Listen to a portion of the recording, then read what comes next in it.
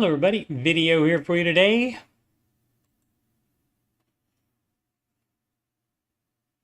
This is answering your financial questions live, number 98.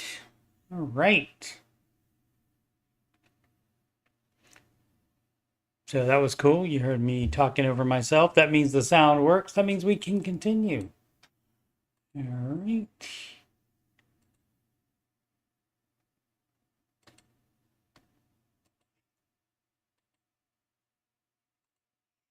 Okay. Let's get going with some of your financial questions. First, a little bit of blatant plugging. As I get my screen over there. All right. Set the way I want it.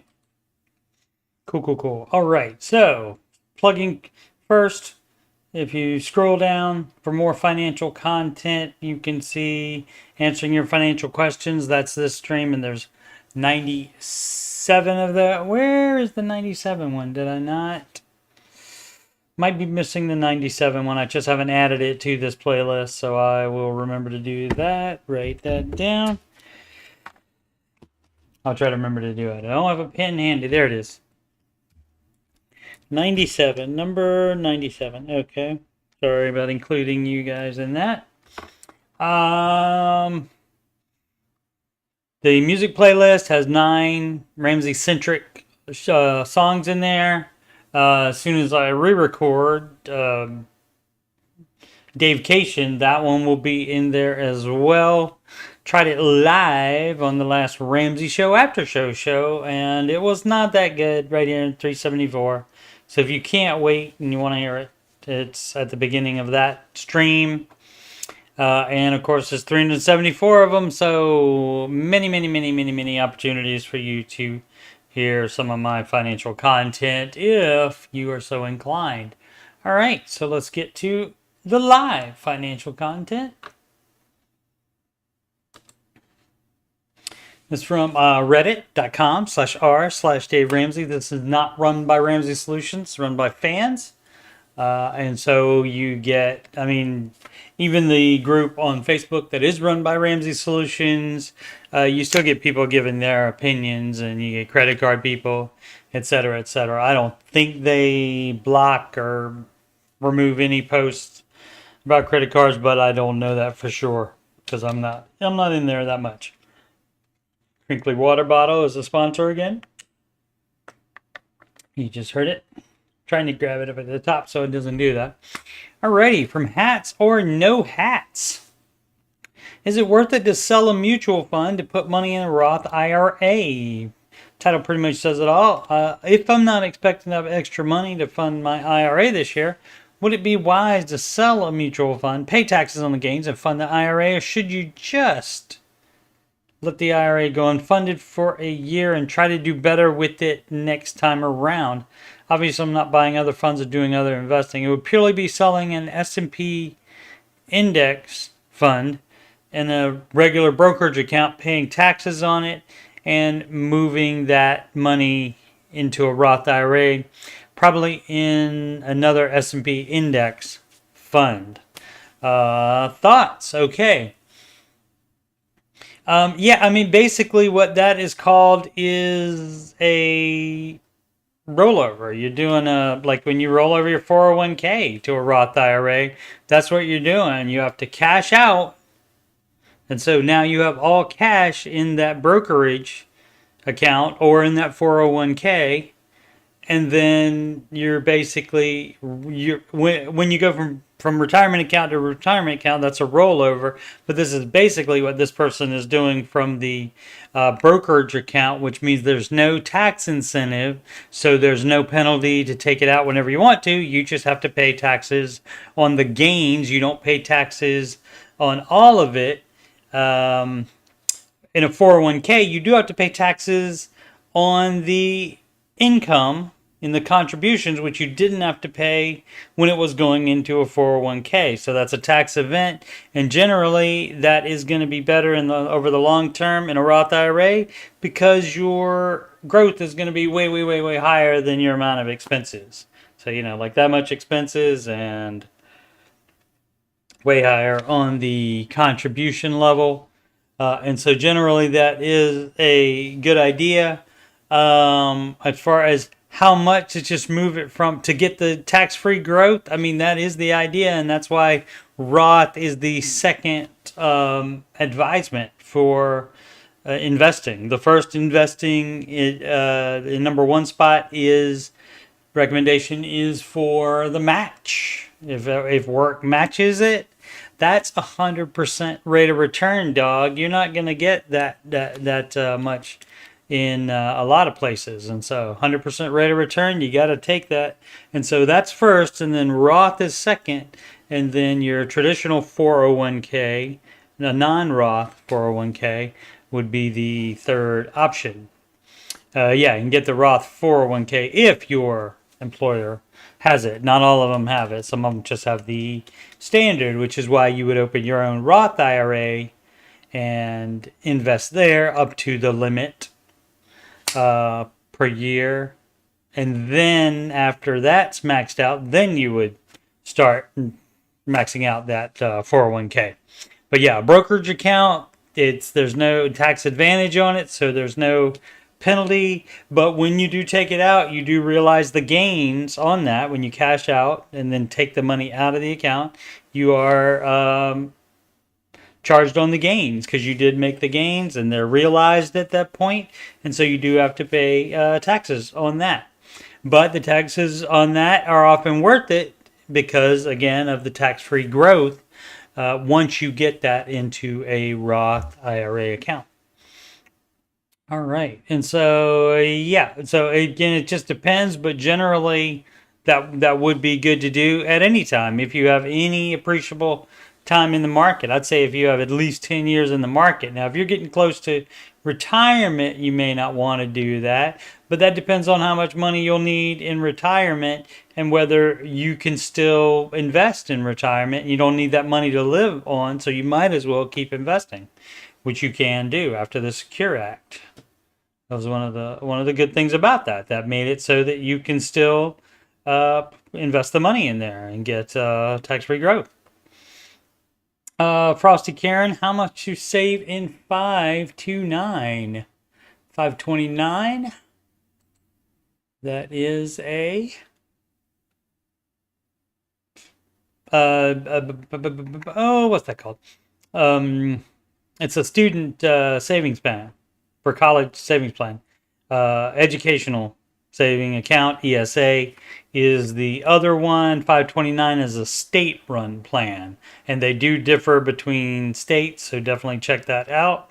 When you are deciding between those, you can Google Ramsey 529 versus ESA, and it shows a pros and cons list, and so you can check on which one you would like. But okay, so this person assuming, let's assume, just make it the best case scenario that they're not doing it wrong and that they actually are on steps 4, 5, and 6. Definitely 5 applies if they're here. I mean, if it doesn't, you don't do it. You can't do a 529 for a person that doesn't exist. So you do have to have the children first. But if you don't have a mortgage, you wouldn't be doing 6. But if you do, you would be doing 4, 5, and 6 all at the same time. Again, baby step 4, investing for retirement, that never ends. You would never stop investing unless once you do retire, you would need to not invest anymore in order to live off of that money that's coming in. Even if it's just like Social Security coming in, and if you don't need all of it, why not invest it? That way you leave more to your heirs even. Or you can leave it to a charity. So, but if you don't need it to live on and you don't want to spend it all, then definitely keep investing. But as far as the percent, to get back to the question, I remember the question, don't worry. what's percentage of your income, or do you have an income? It shouldn't be a percentage of your income ever, because it's going to be different. So the end goal should be by the time the child is 18 years old, or 17 and a half, whatever age you want to pick, by the time they are that age, you want to have X amount. Check to see what your state school is, and you can Google, estimate on what it'll cost in X number of years when the child is 17.5, 18, something like that. And then you work backwards from there. You divide it by the amount that you want, by the number of months. You can also factor in because these are investment accounts, so you can put these into an investment and they can grow in the 529 and ESA. And so you can factor in the investing growth as well, which, just like retirement, that should be a 10% minimum average per year. And so you should be shooting for that, so you can factor that in. But you get the final number and you just divide that by the number of months, and then that's your minimum that you put in there. And so you put that minimum in there, and then you put anything else towards the mortgage if you have one. If you don't, you can do more than the minimum, sure, but you don't have to, because you do have that amount of time. Unless you want to go ahead and prioritize that one, and then you can do that, but you would not do that if you still had a mortgage. And of course, you would still be investing in your retirement while you were also doing this. You wouldn't stop investing in retirement to invest in the college savings plan, either the 529 or the ESA. All right, from Smelly Feet, yuck, 666, yuck. Time of publication versus 2020s. So I just finished Total Money Makeover and kept seeing things like, as of 2005, we are debt free, as well as houses valued at 120 being paid off. You can still get a $120,000 house in the Midwest. You don't have to live where you're living. It's not a law. The fact that you were born there doesn't give you a pass on buying too much house. Maybe I'm just reading an old edition or something. Well, it was just, I think, redone. It's the 20th or 25th anniversary of it that is out now. And so I haven't read that new one, so I don't know what may or may not have been changed. Let's see, I'm really invested in starting this process, okay? But I'm wondering if the steps and attainability of the process is feasible in 2024 when interest rates are through the roof and $120,000 houses are ... not a thing anymore. Again, false. You were just in the wrong area of the country if you can't find a $120,000 house. More like $280,000 to $3,000 for a starter home. It depends, again, where you are. Maybe it's the area I'm living in. Ding, ding, ding, ding, ding. We have a winner. Please tell me it all holds up. It does. It does. So where was the part? One of the steps in attainability of the process is feasible in 2024 when interest rates are through the roof and 120 houses are not a thing anymore. Okay, so basically is what he's saying. Is it feasible when things are bad? Okay, so having gotten through the majority of the baby steps puts you in a much better position when things are bad. And so by doing that, you are putting yourself, like I said, in a better position when things are bad. Just repeated that twice.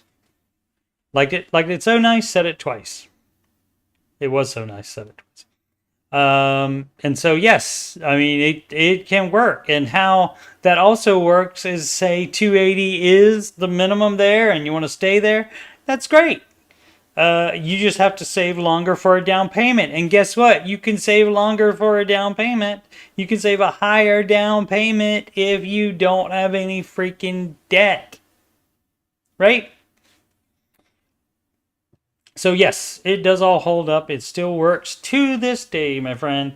But the book, it may have been changed some. I don't know the changes in it.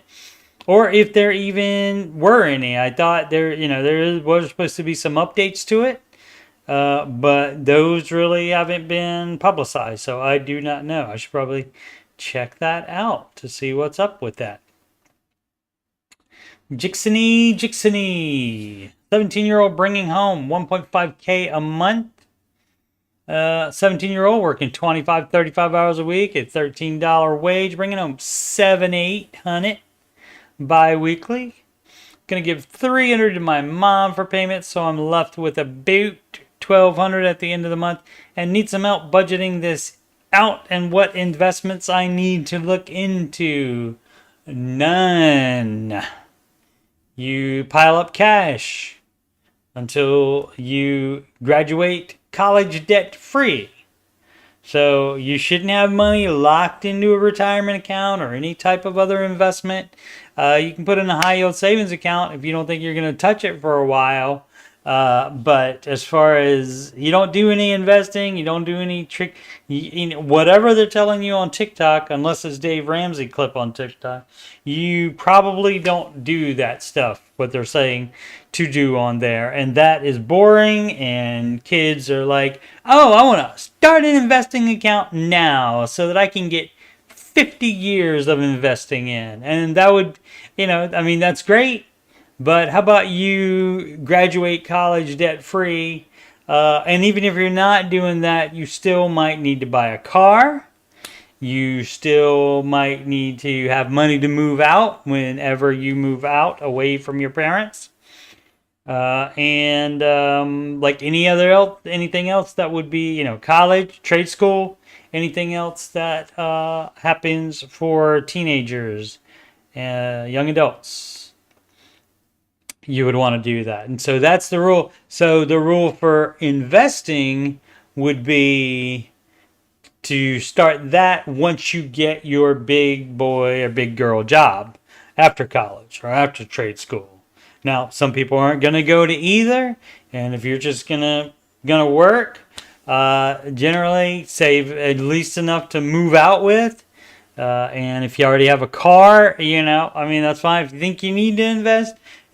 But generally, again, for 17-year-olds, teenagers living with parents still, that is the advice. You just pile up cash. And that way you don't have to ever get into any debt for anything. You pay cash for college, cash for trade school, cash for cars. No debt ever. And then you get to skip step 2, which is the best one to be able to skip. Alrighty, where are my sunglasses? That is a great question. I think mine are in my car, so I don't, when the sun is very, very bright, so I can see, so I don't wreck.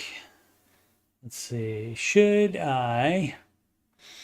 hello everybody watching, thank you so much. Now live, and also watching later. And of course, live is 4 p.m. Eastern Time on Saturday and Sunday, both. So I will be back tomorrow at 4 p.m. Eastern Time. Today's Saturday's show. Where are my sunglasses? Should I be trying to buy a house? 31, no debt, 240K in savings. If you want a house, it sounds like now would be a good time to start. You can save up enough to buy it completely. And for the other person that says, is it feasible? My boy have 240K in saving here. So I think he can buy a house if he wants to. Let's see. No debt on my car and rent. Okay, so there you go. So yeah, this person is definitely ready. 185K in a high yield savings account, 30K in IRA. So the 30K in the IRA would not count towards the house. Because that's a retirement account. You do not touch that ever, except to avoid foreclosure or bankruptcy, and the rest in checking and savings. I have no debt on my car. We're in a high cost of living city for $1,500 a month. Excuse me, I live with a roommate and like my setup. I spent the last 6 months traveling Asia. Interesting, and cut my work to part-time. I'm returning to the USA in July, and I'm wondering what my next financial steps should be. I'm happy I have zero debt and some passive income in the form of my high yield savings account. but I don't know what my next step should be. Should I keep renting or looking to purchase a home or rental? Well, probably a house you live in first, but if you'd rather be a business person first, you want to be a landlord first, you save up that cash and you pay for it all in cash. No mortgages on rentals. Let's see what the rest is all about.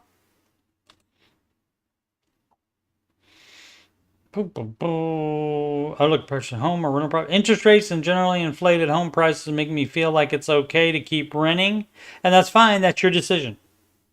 That's your decision. But interest rates and generally inflated home prices, you know what? This could be the best it's going to be for a while. We just do not know.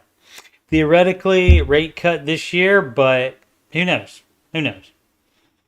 I typically make 95 to 105K a year when working full time. I plan to return to full time work in July. Thanks in advance. That's what I was also gonna say. So I'm glad the person brought it up here. The man, I think it said man, didn't it? 31. Nope, just 31. Okay. So the man or woman here involved will be going back to work full time, and that's what I, of course, would suggest before you buy a house if you're planning on getting any type of mortgage. Otherwise, definitely have buying cash in full. So, but if you're working, 240 dog is a nice down payment, and that will allow you to even get the 380 starter home in Colorado or wherever that other person lived. And so, yeah, it just depends on you. If you want to rent and buy a rental to rent to somebody else, to me, I would never choose that. I would be in my own house even before I did that. But then again, I'll never be a landlord anyway because I have no interest in that. If you just have mutual funds, their roofs don't break and you have to pay to fix them. So that never happens. Okay, so yeah, I would recommend buying a house. For the same reason that people say that you should do it anyway, and instead of renting in all cases because you get the equity. In this case, you're actually in a position to do it. So in that case, that's when you start thinking, oh, and also I get equity by paying this money instead of renting and not paying anything. So at this spot, you're good. If you were on baby step 2, people use that as an argument too. Well, I could be getting equity instead. You're not in a position if you have consumer debt. Stunning ad 1148. Will you still listen to the show when Dave retires? Speaking of Dave-cation. I am an everyday listener. Well, used to be. Now I'm only Dave Day listener plus Rachel's days. All right. Well, at least that's it. As long as they don't include George disrespecting the camel. How dare this person? I just find most of the personalities really boring and are just a Dave echo chamber. Radio personalities need to have that it factor that pulls you in and keep you listening like Dave does. Hate to break it to you, but some of the other personalities do have that. And some people do like some of those people more than they like Dave, in fact. George, for example, might as well just start a show where he reads the Total Money Makeover word for word. It makes me not true either. He brings his own slant to it. He brings all the snark to it, as Dave likes to say about him. It makes me sad, but I don't know if the show will be watchable when he goes. By you, everybody has their own opinion, evidenced by the 388 comments on here. But yeah, I still will when he retires. But who knows? Who knows, man? I'm sure he has better doctors than I am. I might be passed on before he even retires. Could be. So, but if I somehow outlast him, I will still watch or listen. Commercial ad, and I will be on here. As long as I can remember how to start the stream, I will be on there talking so much nonsense that they will have to come in Probably my kids will have to intervene and step in with a court order saying I'm not allowed to stream anymore. Student loan balance transfer. Hello, all. Hi, guys. Influencer voice there. This may be the wrong sub to post in, but I'll post elsewhere if necessary. Student loan balance transfer. This one is as good as any. I currently owe $7,800 for student loans, but no other debts, just rent and bills. I am a tired gazelle and I need rest. How old are you? Let's see, I spent a year attacking credit debt, approximately $10,000, and then paid it off. Great. Still got some more to go with the student loans, though, Doc. Then it took a few months to enjoy my victory. Few months is too long. I mean, you can take a week off, but gee, you shouldn't do that. I mean, you could celebrate, went away without taking the week off, but, you know, a few months off, and then all of it, you know, I mean, you're doing it wrong. It doesn't say, and take a break in between debts on step 2. It doesn't say that there. Before I started on student loans, loan payments hadn't resumed when I first started making payments. Cool. This may have been August 23. Doesn't even remember. So it's still been under a year for the loans. My loans were at 10.5 and have been decreasing the total balance by $250 each month. Okay. I wonder if he's slacking off the amount that he was putting on the credit card debt. He had $10K credit card debt and was paying a year $250. Yeah, he was putting more to the and see, now you have the minimum payments that you were putting on all of the credit card debt that you should be able to put to the student loans. This person is spending money now that he wasn't spending while he was attacking the credit card debt. So again, doing it wrong. This is sustainable for me, I bet, because it's hardly anything. What is this person making? Does it say? No, it doesn't say with me. And I don't even need to think or be intentional with it. Yeah, see, that's your problem. Everything is outrageously expensive nowadays. All aboard!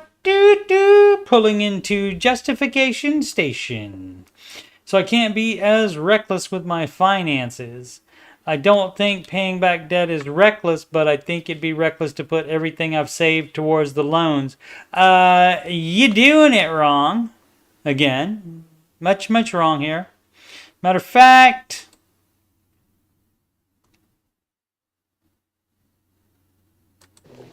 if everything you're doing is bad, I want you to know this. except for the paying off the 10K of credit cards fast. That was a good one. Other than that, since that, you've gone downhill.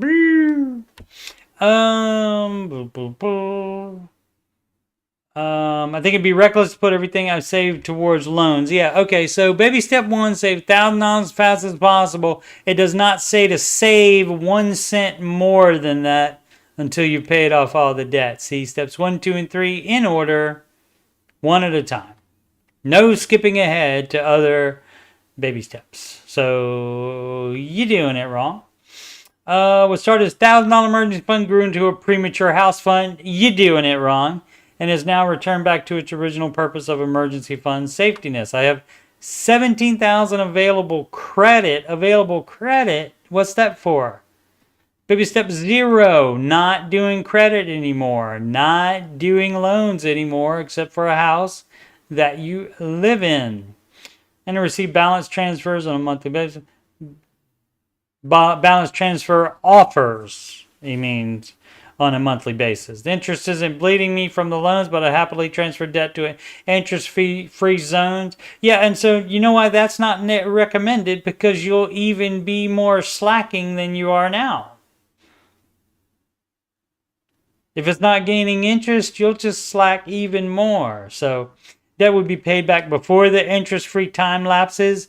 Yep, that's what everybody says. Everybody says I'll pay the credit card off every month too. Guess what? And then sometimes that doesn't happen.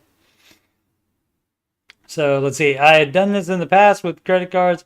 It was a nice break from greedy collectors.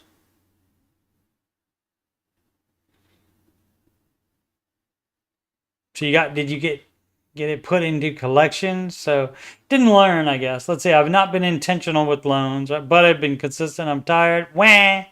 I would love to make a strategic decision that saves me energy and money. I pay roughly $50 a month for interest, so there's $600 on the year. I thought about it last night, and I would love it if someone handed me $600 to put towards loans. Thoughts? Do I need to post elsewhere? Yeah, Fantasyland for something that's going to work here. You thinking this plan is going to work? It's not. You're going to wake up in 10 years and you'll still have the freaking loans because you're not doing anything intentionally, just like you said. So you're doing it wrong. Thoughts are you're doing it wrong. Everything you're doing here is bad. So yeah, how about you do the baby steps and you pay off the freaking loans just like you did, and you would be done in less than a year this time if you did the exact same thing. Not only because it's less money, it's only 78 and not 10,500. It's 7,800, and also because you have extra money now because you're not paying minimums on the credit card debt. And so it would be even faster. So maybe 7.5 months, something like that, 8 months, 9 months even, something like that. So it will be even less. And so you're tired, especially if you're young, now's the best time to do it. You don't want to have to be doing it later. And look, you have right here, baby step 2. So if you're paying that much attention to flag it baby step 2, why don't you read the baby steps and do it as the man suggests? Because that is the proven way. Millions of documented success stories. Why don't you be one of them? All right. Oh, let's see. What do we got? Dominic Montefiore. Hi, Steve. Long time fan. First time question. I think I caught a dose of the hurt, but am not sure it's itching like mad, but only in the morning. Thoughts? See a doctor. Thanks for watching. Doctor. I'm not a doctor, so I don't have anything other than that, but see a doctor. Smooth Knowledge, 8200. Should I sell my car? When I was 19, I bought a 2022 Camaro LT. Recently, I was curious to see my car's value, so I checked on Carvana and CarMax just to see what I could get offered with no intention of doing anything. Carvana offered $22,200, and CarMax offered me roughly the same. Check Kelley Blue Book for private sale value. Now my remaining balance is $28,000. So this is what we call an underwater car when the loan is more than the amount that you can sell the car for. But again, you don't know until you check the private sale, because generally the car dealerships will offer you less because they can only sell it for what the private sale is. And so they have to make money too, otherwise they're not going to buy it. Let's see, should I sell it, pay what I owe, and be pretty much debt free? Yes, if you can, yeah. Negative equity, about roughly $6,000, yes. Which you would have to pay that, yes. And that's what we call a stupid tax. And so, yes. I'm fine with just saving and buying a beater. Great. Right now I'm a new apprentice, making always two there are, a master and an apprentice. Making around $28,000 a year. The month something. The monthly payments I'm making are $698, and my insurance is in the low 400s. That's $1,100, doc. Now I'm 21. I enjoy having my car. It's pretty fun. Haha, not gonna lie. Definitely don't lie. I love it. The kids think they always have to do the honestly or not gonna lie disclaimer on there. When you start bringing up how honest you are and that you're not gonna lie, that makes me suspect you even more. So it does not work. It's dumb. Just like dumb. It's just like some extra. It's virtue signaling, which is in several different parts of speech that the kids are doing. But I can live without it, especially since I'm not making nearly enough yet. When I made that decision at 19, I did not know much about finances. Joined the club. I did that at 16. Dad co-signed a Chevrolet Chevette for me. And I did pay it off though. And just wanted to have a nice, cool looking ride. What are your suggestions? I really appreciate it. $700 is a lot for a car payment. So yeah, I would get rid of it and get a beater, pay the difference that you're underwater with, and sell it. Again, check Kelley Blue Book to see if you can get more. So like if they're offering, 22.2, and what do they offer? Oh, roughly the same. So let's make it easier for me with the math. Let's do say 22,000. I would imagine on that they would probably have to want to make $3,000 to $4,000, and so they may be undercutting the price to $3,000 to $4,000. And so why let them have the money when you can sell it to somebody private sale instead?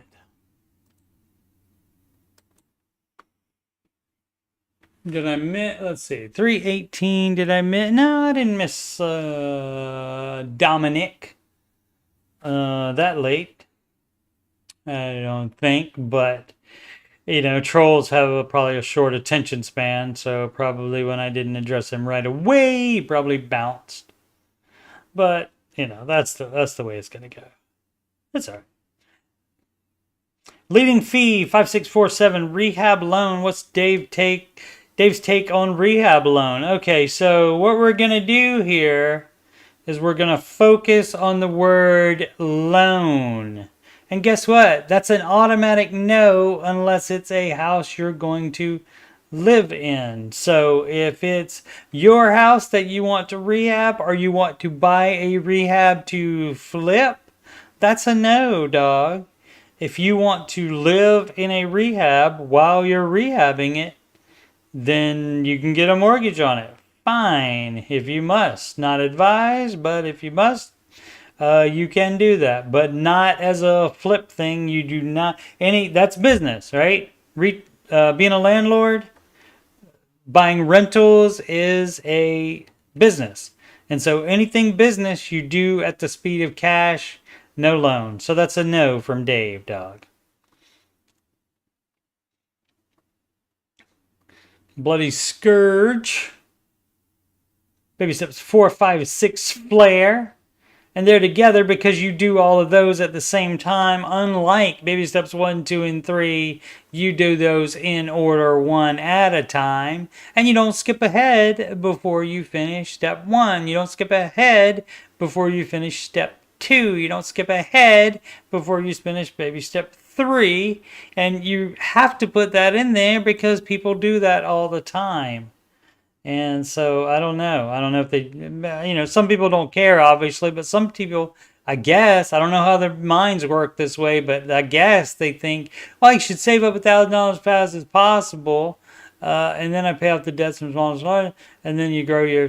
Okay, so I'm going to get the $1,000, and then I'm going to slowly add to it as we go, and not put that money on the debt, and just grow my emergency fund larger. So, and that's of course doing it wrong. Let's see. 4, 5, and 6. Those in baby step 7. Have you declined homeowners insurance? Okay, you can self-insure through anything you choose to. But you have to be at a point. You gotta have so much money that if your house is completely destroyed, you could replace it because you have that much cash. At that point, you don't need insurance. If you cannot do that, or maybe you'd be willing at that point to move down in house with only the amount that you have in cash, sure, go ahead. Decline the homeowner's insurance. Some places you gotta have it, I think. But yeah, if you can decline, you can decline medical insurance as well, and you just cash flow that as well. You just self-insure is what that's called. And that's what Dave does. I think. Actually, no. He still has insurance. You know why? Because Sharon wants it. SWI. His wife wants it. Likes it. Life insurance on him. Probably insurances on everything. And she likes it. Even though they could just rebuy whatever breaks or whatever. But there is no law requiring it. Okay. All right. So if there's no law requiring it, then you don't have to. Insurance surge 25. Insurance company do take a bite, don't you? From last year, so many people in our town filed claims from a hailstorm, getting new roofs, windows, and AC units. I read something today about I think Florida condos are getting some kind of huge assessments this year, and so a lot of people getting out of those, selling them. This has caused insurance to jack up premiums. Frankly, I'm sick of paying their prices and for our neighbors' free new roofs. We still have a mortgage, but I'm strongly considering paying it off just to get rid of homeowners insurance. Okay. Again, you just have to have enough money where you could replace the house because you have no insurance. So, in any of your insurance, medical, whatever, you know. But if you this is just for the house and you have enough cash laying around where you could buy a new house and everything in it, sure, go ahead. CMD 72589, trying to figure out what to do. Tell me what you would do. So, I've been listening to Dave like crazy over the last few weeks, trying to pay off my car off ASAP because it's my only debt. Great. Especially before May 2025 because I need to get rid of the payment before my child goes to daycare. Okay? Because my income will be that much tighter paying for a second kid in daycare. Anyways, here are the facts. 11K. All right, let's check out the whole thing here. 11K in savings, 3,300 company stocks. I can sell 190K in my company 401K. All right, you wouldn't do that. You would cash out the company stocks if you're as soon as you're allowed to. Sometimes you have to wait a certain period, a vesting period or whatever, until you're allowed to sell those. But you can sell those. You would not liquidate the 401K even to pay off a car. Oh, maybe not important because I know I can't touch this. Can't touch this. That's good. That would be a good song to do about retirement accounts. So, okay. So, all right. So again, been listening to Dave like crazy the last few weeks. So he's only done the last few weeks, and 9 days ago, Dave was already on Davecation. So, but if he was still listening to the show, or she, then you ought to know by now, I would think, or you just didn't listen at the right time. But you do not have 11K in savings. I do not see where it says save $11,000 anywhere while you have debt, non-mortgage debt, smallest to largest. Using debt snowball. Debt snowball, it means smallest to largest, and that's baby step 2. Your car loan is debt. That means you do not have 11K in savings. You have $1,000 in savings. So you're doing it wrong. Keep $1,000. $10,000 goes to the car. So you would take that, and if you're allowed to sell those company stocks, you sell those, and so you throw that there. So you don't even have to use the whole thing. So what in the heck? I guess Dave Ramsey advice would be just take my savings and pay it off. I don't get it. Because knows the answer. What is it? Well, why don't you want to do that? Secondly, why don't you want to do that? And I guess B or C. Doing partner and I keep finances separate. Married to partner perhaps or not? Let's see. Okay. I'm wondering if I should sell my stocks too to pay for it. Okay, see, you know the answer. People always know the answer. They don't think they do, but they know. They just don't want to because they don't want to do what the answer is. Because keep more of my savings because we're having a baby this fall. Okay, you would just pay minimums then. So if you are already pregnant, and this is just not some plan that you hope happens. If you are already pregnant, then you would just be piling up money then. I don't think this person is doing it because of that, but if you are, great, and I'll apologize because you are absolutely doing the right thing, but it should have been 11K in savings because stork mode, should have been right there. So, all right. So let's just pretend that. I'll feel better about life if that's the case. So I'll have the hospital bill that my partner and I will splitting 50-50, whatever it is. Partner and I keep finances separate if it matters. It does because it doesn't sound like you're married. And the finance separate doesn't sound like you're married either. Not Dave's advice. Then some of my maternity leave is paid, but I will also be taking 1 to 2 months unpaid for my maternity leave, so I won't have any money coming in. I get paid 5K a month, but of course we'll say right. But you know that's going to happen, so you would save up for that. Could be part of the saving up. And you'll have it because you're just piling up cash. You're just paying minimums on the loan, and that's that wouldn't be happen normally, but because the pregnancy happened at this time, then that's why that happens. You do stork mode.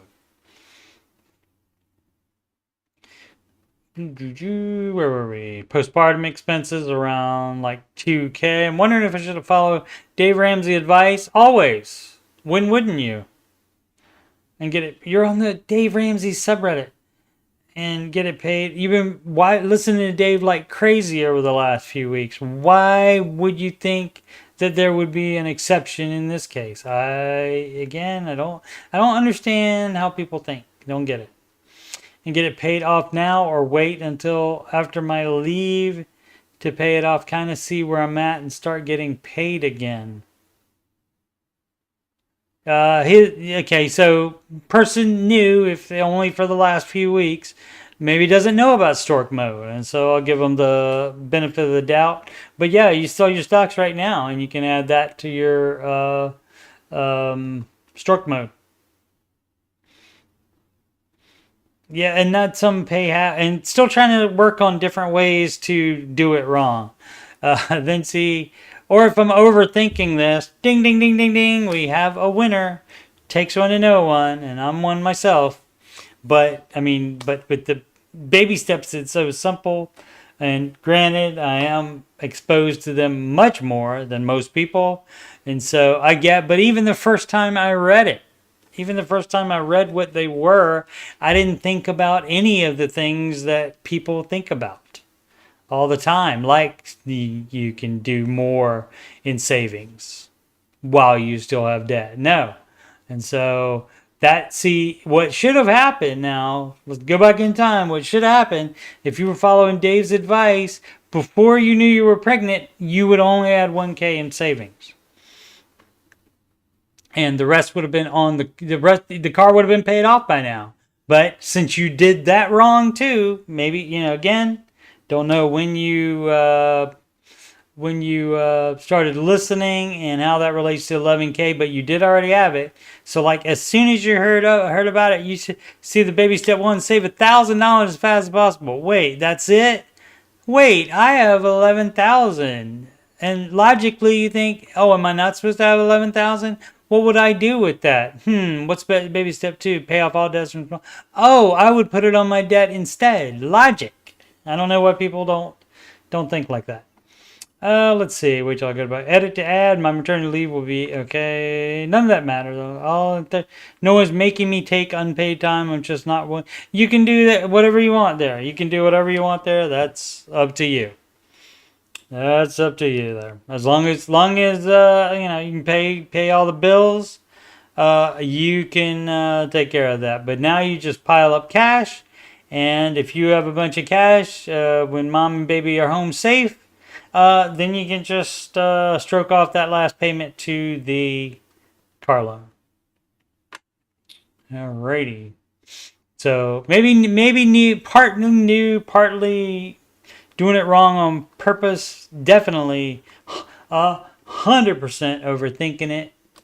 And again, I know because I do that myself.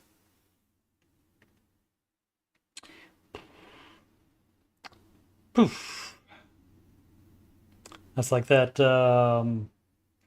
noise they do on NCIS when they show the black and white picture at the beginning. That's going to be coming up later in the episode where it goes. Poof. Polishka. Student loan or car payment first. I'm on baby step 2 now. All right. Well, baby step 2. I'm on baby step 2 now. Stop right there. Let me see. Before I type the rest of it, let me check baby step 2 to see what that says.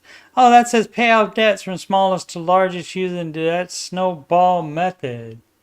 Well, I don't know if this is the right baby steps. Let me check on Dave's site. Pay off debt, accept the house using the debt snowball. And of course, Dave's step snowball is smallest to largest. So why are we writing this again? My car payment and student loan are about the same amount. Okay, my bad. That's my bad.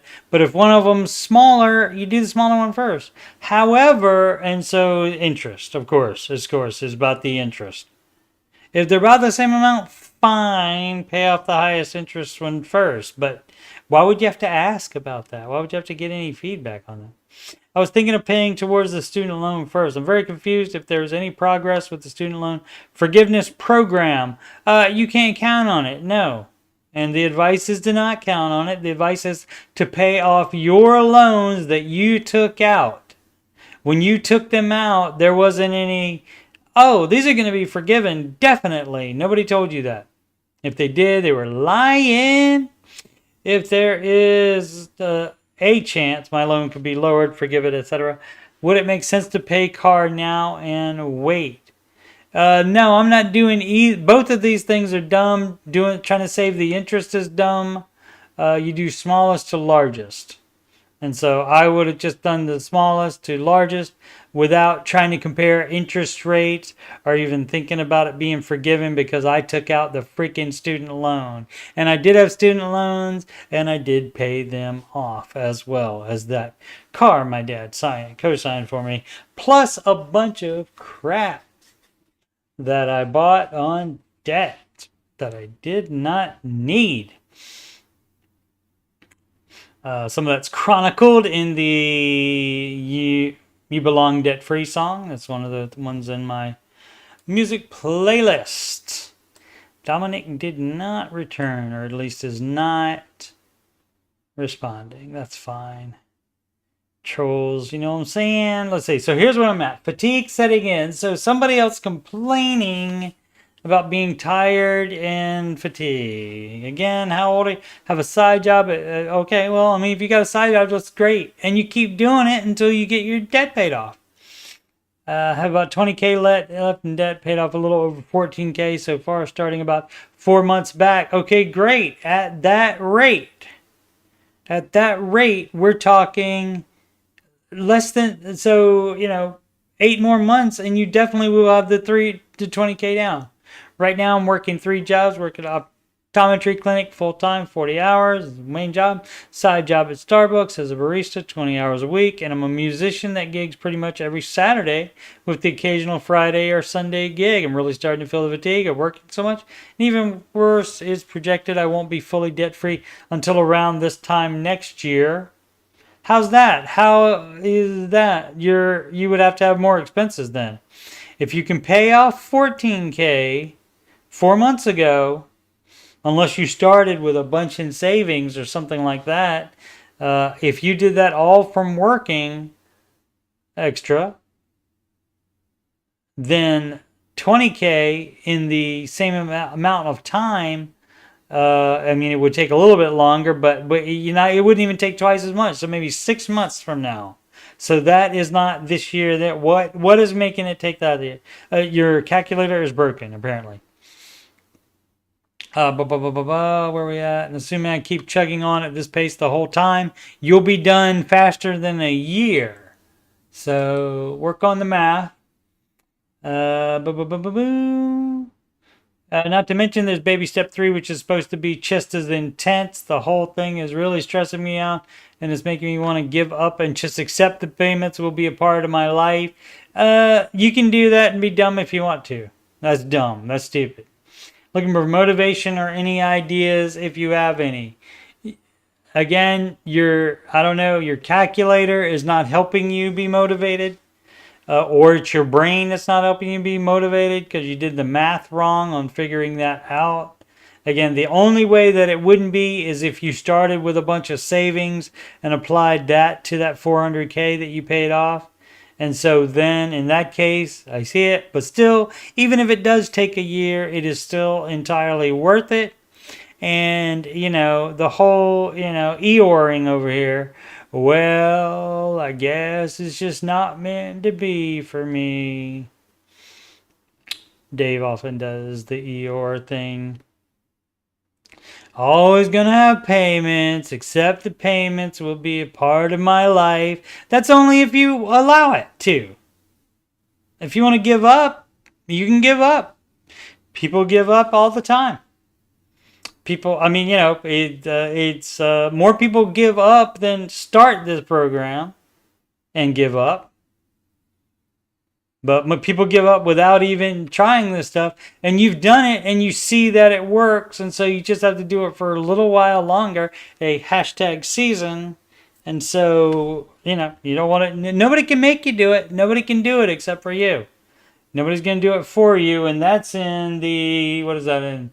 That's in the, that's what gives financial peace. That's what gives financial peace song. Also in the music folder there. That's what I should do. I should do that every time a question has any little bit to do with one of those songs, which they will, because I have 2 baby step songs. Deleted, getting too hot there. Out of only 7 comments, but it said, oh, I can't handle this. I gotta delete my profile. Bank's trying to kill cash. What does Dave say? Or they just did it so they could post this and get out. Bank's trying to kill cash. What does Dave say? Yeah, I mean,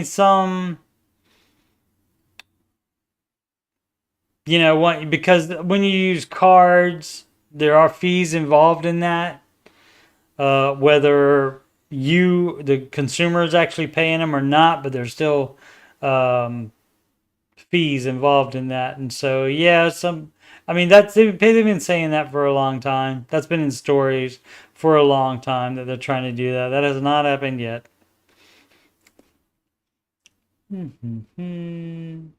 Magical Elixir, what up? You don't know Dominic, do you? Same screen name, maybe? Let's see. Same person. 2 different screen names, maybe. If not, I apologize.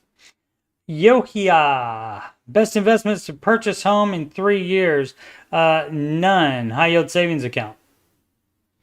If you only have a 3-year window, you do not put home buying money or money to buy anything in the market with just a 3-year. You got to have at least a 5-year window for that.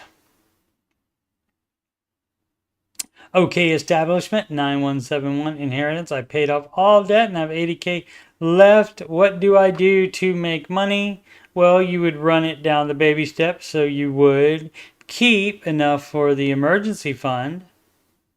You would be investing 15% of your gross income into retirement. That will make money. And then you're doing 4, 5, and 6 at the same time. After you get the emergency fund together, that's when you start investing for retirement, and not just brokerage account, or not just in the hot stock of the day or whatever. We don't do stocks. You manage mutual funds. It can beat the index, except if it's to purchase the home here. For saving money for a purchase, Dave does recommend the S&P 500 index fund. That's what he puts his money in to buy houses. But as far as retirement investing, managed mutual funds. Why? because you find a good one, and those good ones make more than the index. So you're leaving money on the table by just settling for the index.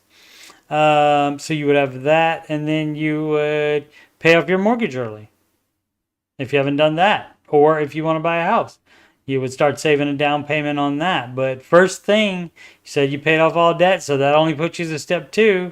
So you got to make sure you have 3 to 6 months of living expenses in that emergency fund, because that happens before you start on 4, 5, and 6, which are all done at the same time if they are applicable. Any extra money you get, inheritance, bonus from work, anywhere it comes from, anywhere that it comes from, you run it up the baby steps. Snowball strategy idea, Cerro Maru. Okay, snowball strategy idea. Oh, good. Somebody gonna improve on the baby steps. Let's see. Considering a strategy for the next step in my snowball. Well, generally it's only one step in the snowball, unless you're considering each of the loans or credit cards a different step. Wonder what everyone might think. Next thing I need to pay off is a credit card that is currently 0% interest that goes to 22% in May of next year. I'm thinking that instead of sending them money a little at a time over the next 6 to 8 months, I might instead just pay the minimum.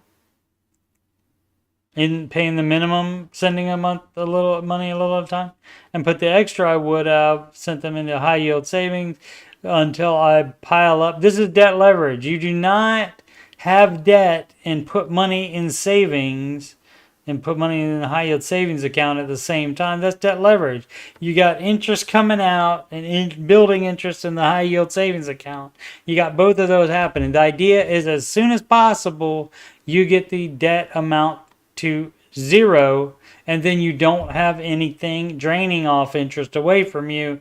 Then you're just in things that are giving you interest. So your amount of money is going up instead of coming down. But until I piled enough to pay the whole thing, you never do that. So I can get a little interest on it during that time. Thoughts? No, you wouldn't do that. You pay off the smallest. So he says the next thing I need to pay off is not trying to switch things. So apparently understands the smallest to largest, and so that's the smallest debt. So you don't play around with it because it has 0% interest. You don't do that. That is debt leverage, not advised. People certainly, though, do that all the time.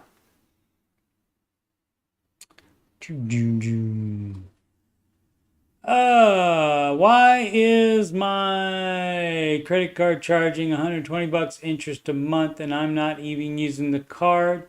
The balance is $7,100 and never going down. If you're just paying the minimum, that may be how it works out. So the idea, close the card to new charges so you can't freaking use it anymore and pay it completely off. And then you wouldn't have to worry about them charging you $120 a month. Then you get to keep your $120 a month. That would be cool, wouldn't it? Lost my main job, currently working part-time at the Little Caesars and DoorDash 5 hours a day. I have about $4,000 in savings. I mean, I can understand keeping it maybe until you get till you get another full-time job. Get a full-time job first, and then you would apply the $3,000 of that.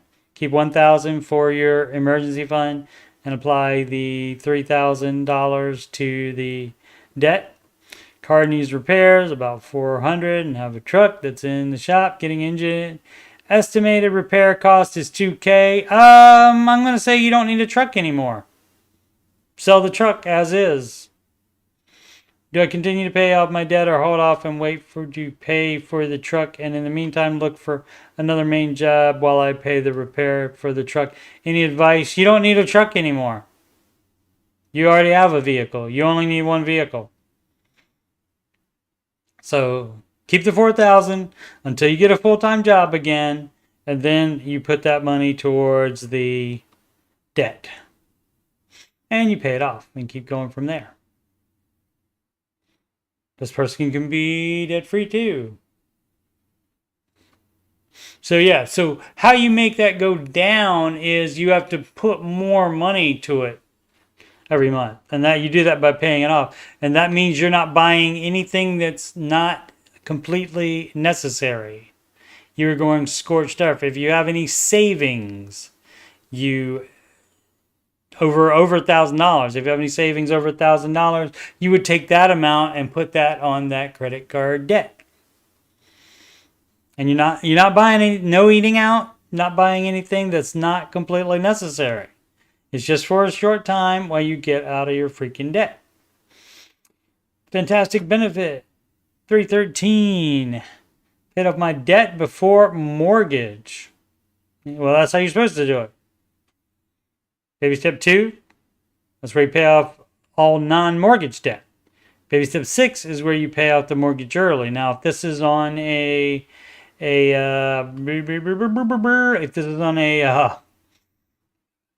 that mortgage is a rental, then that would be part of baby step 2 if you're keeping it. I recently paid off about $20,000 of a personal loan and saved $4,000 in interest this way. Okay, and plus you're not $20,000 in debt anymore. Great. The loan tenure is now just 12 months, down from 3 years. Oh, didn't pay it all off yet. Okay, if I'd put the same amount in my mortgage, it would have reduced the mortgage period by 3 years from 24 remaining and saved me $50,000 in interest. Did I do the right thing? No, you're still trying to flim-flam and scheme and scam, and so you're doing it wrong. You would pay it off. I mean, maybe this is his lowest balance in this personal loan. That's his lowest debt. And that's just how much he or she has been able to pay off of that personal loan. So maybe. We never get all the story. Okay, we can't ask questions. But yeah, you're not doing that because you're not keeping this lower debt in order to pay the house off quicker, to try to save you more interest quicker. The best way to do this is the way that Dave has worked out. Millions of documented success stories, and is to do it this way, and you don't pay off the mortgage before that. So paying off the debt before the mortgage is the right thing to do. Yes, but no matter what you're doing, and you're not doing it with the right intent.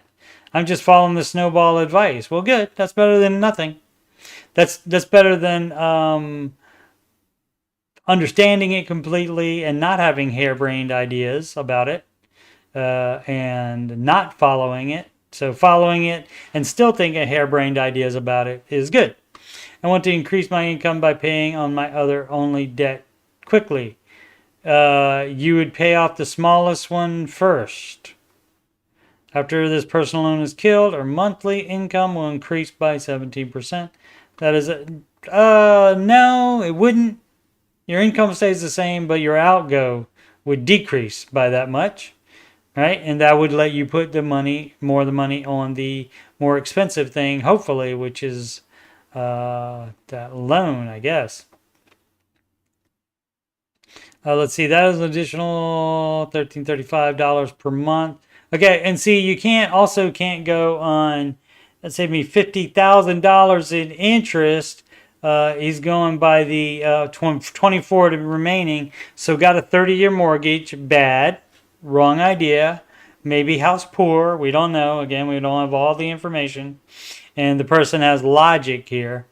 Let's see what the logic is.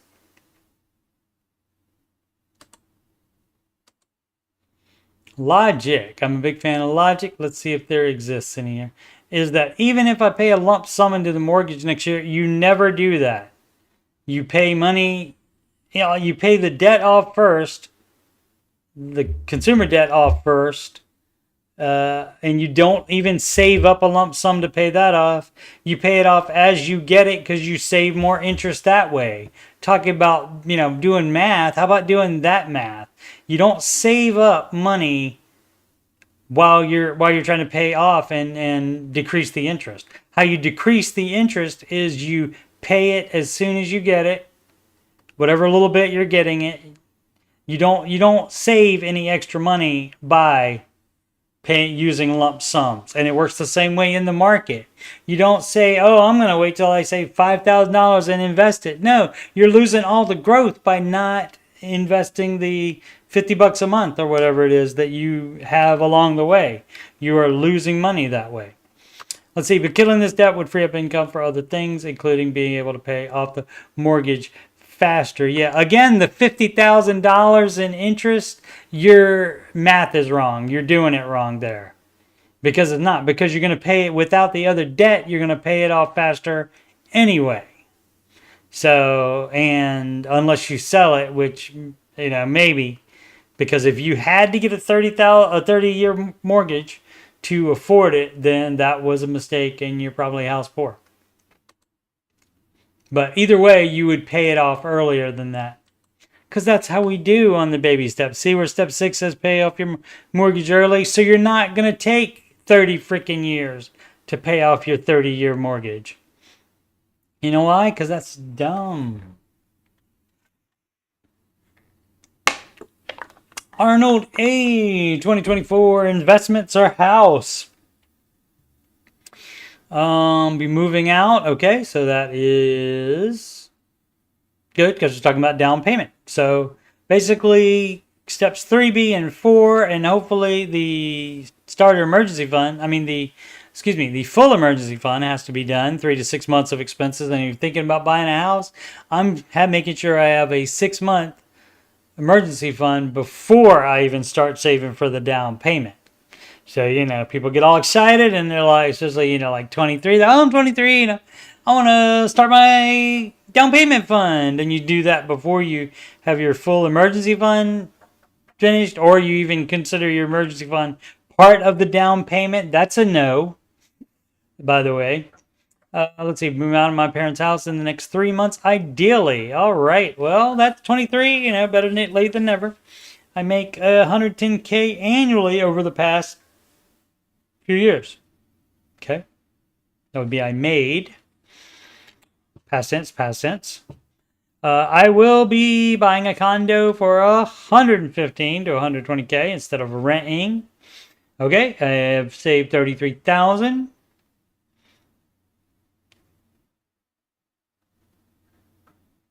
Oh, $33,000 in savings, $10K in emergency fund. Oh, great.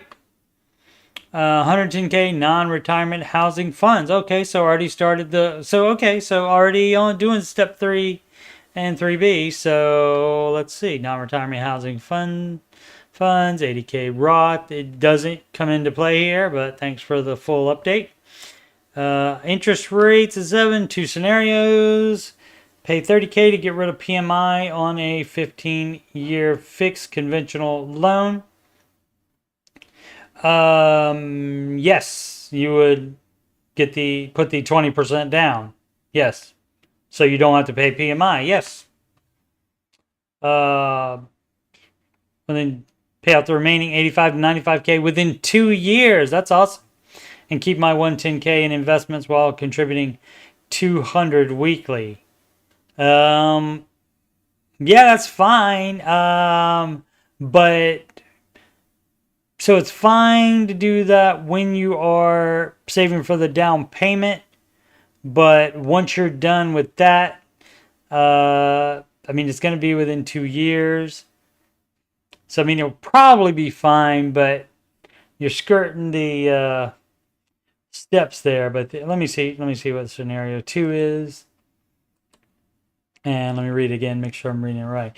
But now that I have in bullet point form, I'll be able to understand it better. Okay, so you pay $30K to get rid of PMI on the... Yeah, you would do that anyway.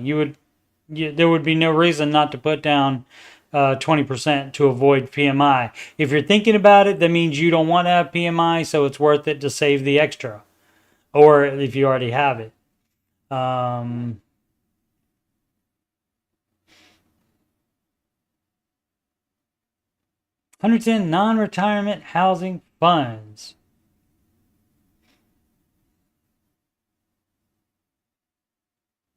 If the condo is only 115 to 110, how are you not already...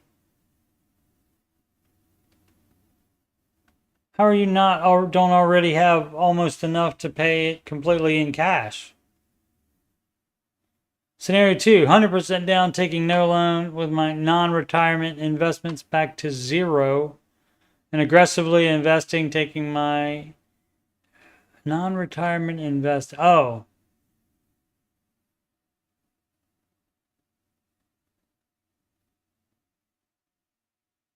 So are you considering the non-retirement housing funds and the savings 33 investing? I mean, if it's not in the market, that's just saving. I don't really call that investing, even though you do make money on it. But I don't. That's not investing in the traditional sense, where it's in the market. So I don't know how that fits in, because you have enough to pay for in just a little bit. You'll have enough. When are you going to buy one? In the next 3 months. Okay, you still have time to save up enough to pay cash for that. So I don't understand where the 30K comes in.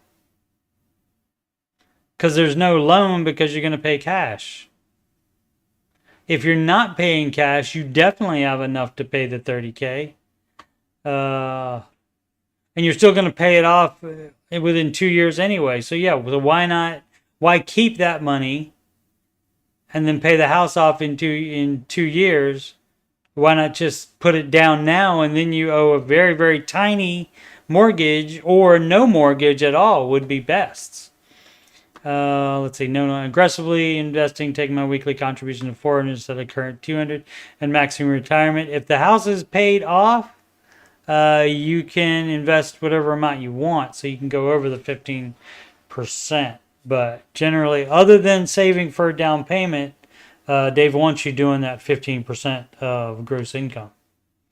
All right. I did understand it better with the bullet points there.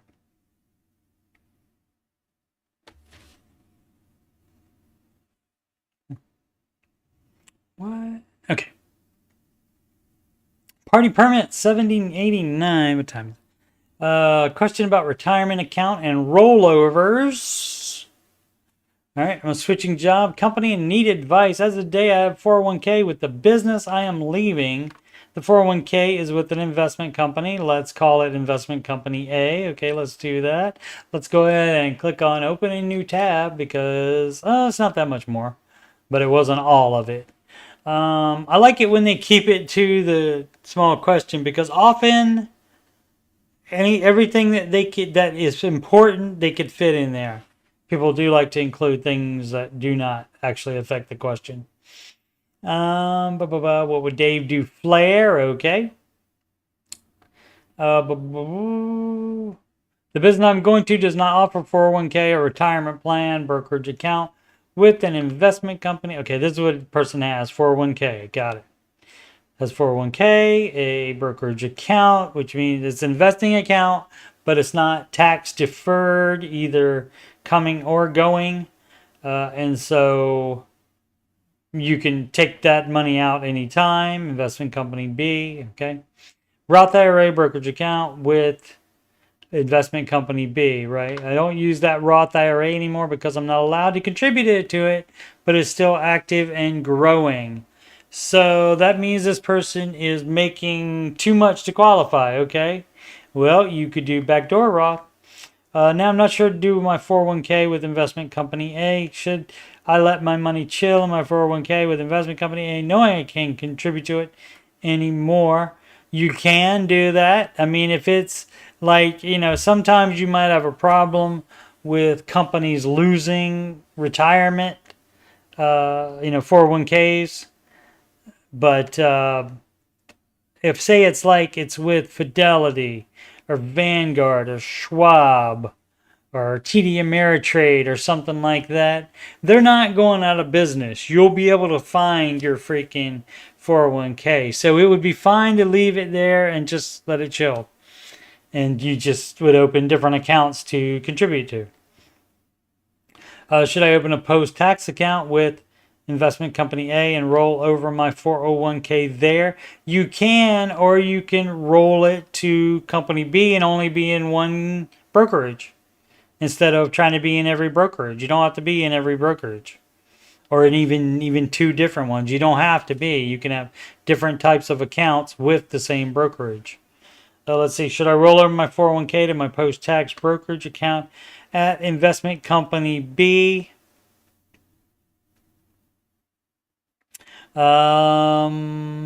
No, because that is going to be a. I mean, you can also roll it over and keep it as a 401k. I mean, or you're basically like rolling. You could roll it over to an IRA. And now you still have to pay the, and then that way you'll keep it so it doesn't create a tax event.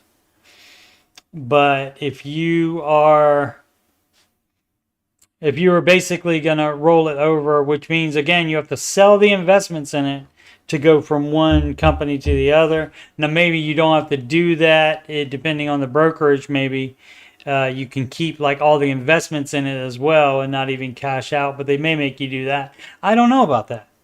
So what I'm saying is, if you have the 401k, and actually I did have a 401k when I worked at Amazon. I did have a Roth 401k, and yeah, and that was at Fidelity, and I have my Roth IRA at Fidelity, and yeah, I did just roll them over, and so I did have to pay the taxes on it because no, I didn't, because both are Roth, so I didn't have to pay the taxes on it. I did have to cash it out. I couldn't just roll it, so maybe I'm wrong about thinking you could do that and just leave it in the investments as it already is. So probably when you roll anything, you have to completely cash out, and you transfer the cash basically into the new account, and then you buy investments with the money that's in there from that. So to my post-tax brokerage account at investment company B. Yeah, so that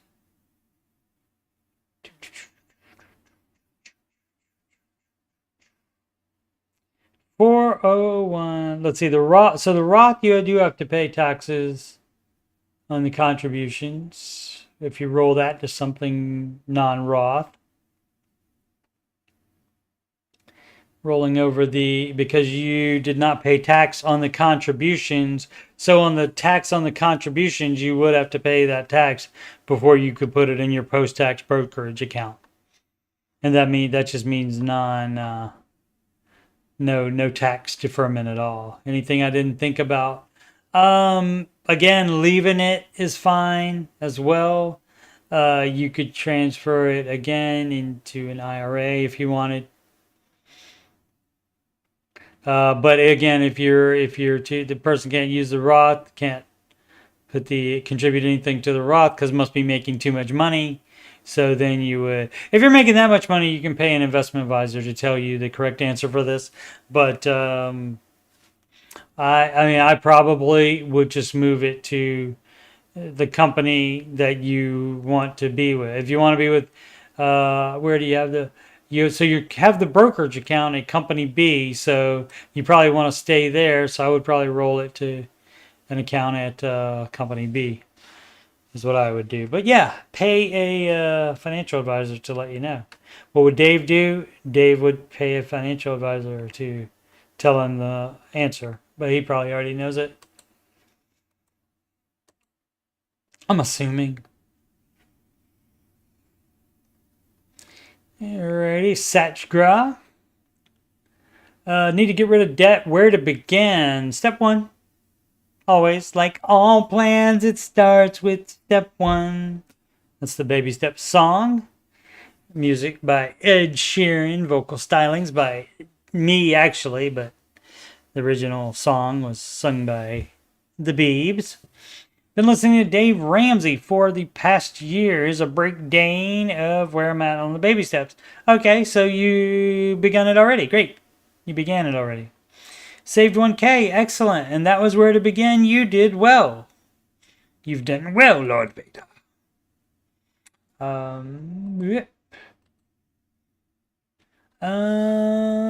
Started paying down lowest credit card, which is now $125. Excellent. Next credit card is $2,000. PayPal is balance is $4,500. Car balance is $400,000. So guess what? Car balance goes at the step 4 there. Switch those. Final credit card is $16,000. That stays where it is. I put $300 a month into my 401k. That one, step 7, goes away here. That goes away. You're doing it wrong.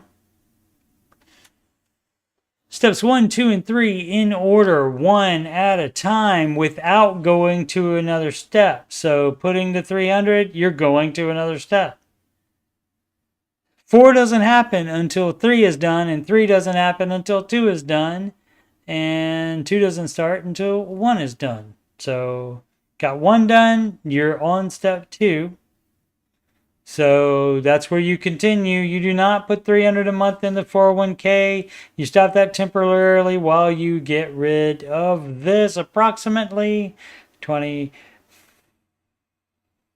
$2,650, $2,700 and something. I make $125k a year and need to just discipline myself to get this done. Yep. So stop investing in the 401k temporarily for a couple of months, #season, $125 a year. So cut out eating out if you haven't, cut out any non-necessities if you haven't. So discipline yourself to get it done. Right. Motivation and advice on how to tackle. It seems overwhelming. Thanks in advance. You're welcome in advance. You're welcome in hindsight, I guess. So yeah, I mean, this is the time to be sacrificing. And then you don't have to sacrifice the same way anymore. You still will, because you can't have everything. So you got to pick between 2 things. But debt won't be the reason that you have to do that. It'd be because you just don't have enough money, have enough cash saved to do both things at the same time. And so that's a much better problem than not being able to do something like go on vacation because you have all this debt. So you had me until, I mean, you know, even the thing, I don't know why you did PayPal first before car, because this is a car loan and some people think about those differently. I don't know why you had that, but you had me until the investing still. And again, you do not do step 4 until step 3 is done. 1, 2, 3, one at a time in order without moving forward to a higher step. Step 4, 5, and 6, if 5 and 6 both apply, you only do the ones that apply to you. And so you don't invest. You stop temporarily while you're paying off consumer debt. Slap at a base, 13. Come on, there we go. Snowball question, 0% credit card, you pay it off. We don't care about percentage rates. We do not care about it. You pay it off in order, smallest to largest in order. We do not care about what percentage it is. So, for 3 months, I can save, what, $20?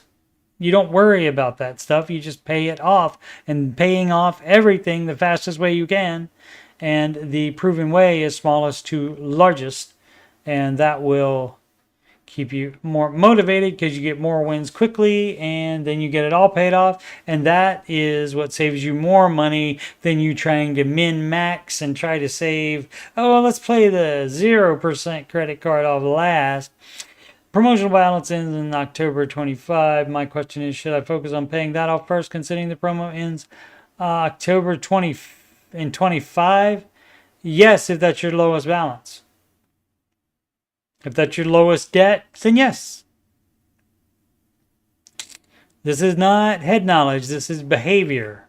All this stuff is behavior that we're doing here. So, and Dave often says that, it's not math. Again, it's behavior. But if math was that important to you, you would have done the math and not gotten into debt in the first place. Promo ends October 20. Yeah, if I follow the debt snowball, see, the person knows.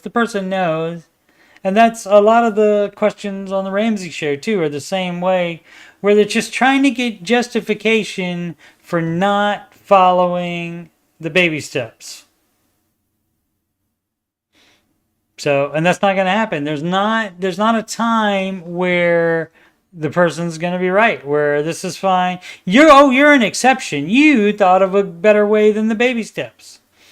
You know, I mean, at that point, if you think you thought of a better way than the baby steps, you just do it without running it by Dave or Reddit or anybody else in the world. If you know it's the right way, you can do it. It's your life and your money. If I follow that snowball, I'm paying off cars and student loans with lower interest rates.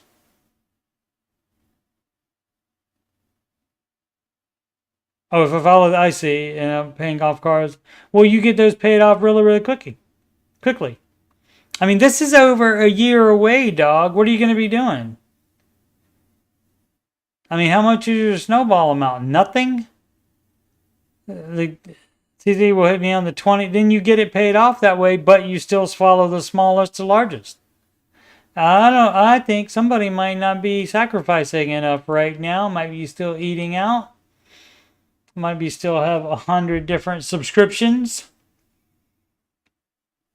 Took a new job in a new country. Would allow me to net an additional $3,000 per month in income.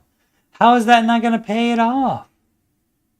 Dude, more pay and better insurance. After that, our household income will be around $170,000 in northeastern Ohio.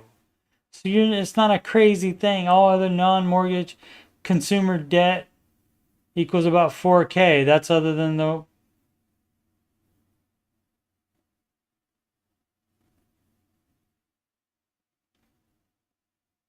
So student loans, car loans, and then mortgage. So normally we list that first, and then we say all other non-mortgage. You don't list the other small amount first. I guess that was too many to list. So that's what you pay off first. That group of things that equal that much. And then you get into the car loans under 3 years old. See, this is why you have a problem. So maybe sell one of the cars. And then that takes care of that debt. And you get a beater. At least one of those. If not two beaters. Mortgage balance, $130,000. That's step 6. Home equity loan of $17,000. So that would come in step 2 as well. So everything you did is bad, but hopefully you're trying to do it right now. But the way to do it right is to not try to finesse the baby steps by saying, well, I'm just going to pay off my 0% credit card first to make sure I don't have to pay credit. No, what you do is you pay off everything else and the 0% credit card. So if you're making $3,000 an extra a month, you can put that on the debt. And that, my friend, will take care of that pretty quickly. What have we got? $17,000 home equity. We got 23, so that's 30. Well, it is getting up there. 43, 66, so 70,000. $3,000 a month. So a year and a half. What is the math on that? Let's bring up the old calculator and find out.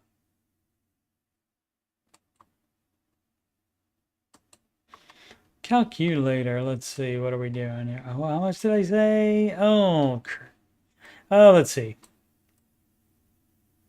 $3,000 per month times, what we say, till October, June, July, August, September, October. So that's a year and 4 months. So that's 16 months. Okay, so that is $48,000, my friend. That's $48,000, so you got to come up with like another 20. Hopefully, you were already doing 20 towards the debts. So that's even if you don't sell the cars. So you can still do that. All of this allow me to net an additional $3K per month. That's not lifestyle, my friend. That goes to paying off your debt. And you can do all of that, woot woot, in Northeastern OH at 170K a year. And so, yeah, you'll be able to do all of it. Let's see if I could miss out and get hit with. I really don't want to do that if I can help it. You can help it. Do the math correctly, and you're not putting the 3K bonus into something else or your additional income. Additional income, you are putting that all on the debt. What else would you be putting it on? How many comments? I'm just going to see if there is anything. What else? With that $3,000 raise, you have a huge shovel. Yeah. What does that continue to do? Love it. Thanks for your advice. Great. I just want to see if there is a thing where he says, what is the... That's the plan, just shorter beans and rice. Okay, so what in the world? Yep, the 3K raise never happened because all that's going to debt. Exactamundo. Honestly, huge. Honestly, the kids love to say that they're being honest. I would just assume it. Strictly speaking, you should follow the baby steps as written. Indeed. Absolutely. So again, I'm waiting to see what... We have plenty of wiggle room. We just spend money on things like Starbucks and Amazon. There we go. So the 3K is not going towards that. And the money that you're making now that's going towards that, that gets cut out too. And you can do it by freaking year and 4 months. Dumb. I've let lifestyle creep went up to this point even now. Right, up to this second when you typed that 8 days ago. You're still doing it because you're still spending money on unnecessary things while you have debt. So debt and this might be... I ain't saying, but I'm just saying this might be a great candidate for somebody that's going to be having more than $1,000 in savings. What can I get any takers on that? Can I get any takers? Put that in the comments if you're watching this after the fact or even now. If you think this is a good candidate here for somebody that would also have money in savings as well. Upstate New York Dude 2 has posted a bit on here. In this economy, I'm even more thankful for Dave. Exactly, like I said. So you say everything around you is bad.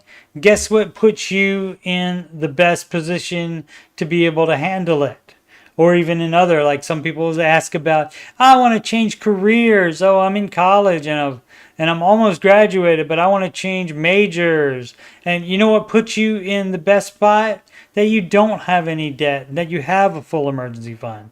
That puts you in the best spot to be able to deal with this economy. For example. So yeah, cool. Mike Long, also a frequent poster in here. Looking for some real world feedback. Personal finance pain points. What are some pain points that people often have related to personal finance? I'm doing some small scale research work and I'm interested in what specifically people wish they could do better when it comes to personal finance in general. Do you wish you could make more money? If wishes were fishes, we'd all swim, or the saying is something like that. Save more money, make better financial decisions. Do you wish you had more knowledge of personal finance? Any other thoughts are welcome. Open up some interesting conversations here. Thanks in advance. Okay. Pain points they often... So, small scale research work, and I'm interested in what specifically people wish they could do better when it comes to personal finance in general. Well, we are doing it. We're doing the baby steps. And so, yeah, I mean, if you want to make money, you should try harder to make more money instead of just wishing it. Spending less time wishing and more time doing. It's good to embrace reality as well. So, like, if you, wished that you could fly, that's not going to happen unless it's on an airline. But, you embrace reality and know, well, I'm probably not ever going to fly like Superman. So I will put less thought on that and wishing that, and I will try to make happen things that actually can happen. Good Boy Sweater Triss was a previous poster that we saw earlier today. Do I sell the car? Is where I'm at my debt snowball. Let's see. Let's see. And a lot of times when they ask, that means the answer is yes, and they know it already. Baby step 2, flare. I don't like to talk about my flare. Here's where I'm at in my debt snowball. Student loan, $2,500. Percentage doesn't matter. People love to say it though. Minimum payments don't matter either. You just pay whatever the lowest balance is first. Discover 59.52. Again, 0%. Are we doing this again? This isn't the same person that asked the 0% question before, was it? Wells Fargo auto low win. Oh no, this is the sell the car person. Okay, my bad. Monthly note is $333. Yep, that $333 do take a bite, don't it? My car is a 2015 Toyota Camry LE, 122k miles on it. I could sell it privately for 9 to 10k, leaving between 2 and 4 left on the loan.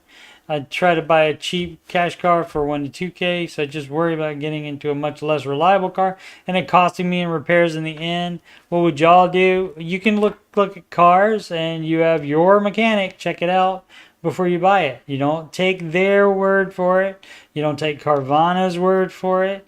And you try to buy private sale as well. That way you don't involve a dealer and pay extra. Income 47.5 a year, including main job, side job, and music gigs. Actually, that might be the same. That was the same person from earlier, or at least one of the posts. So it's 12k. I mean, that is your highest loan amount, and you would get rid of that.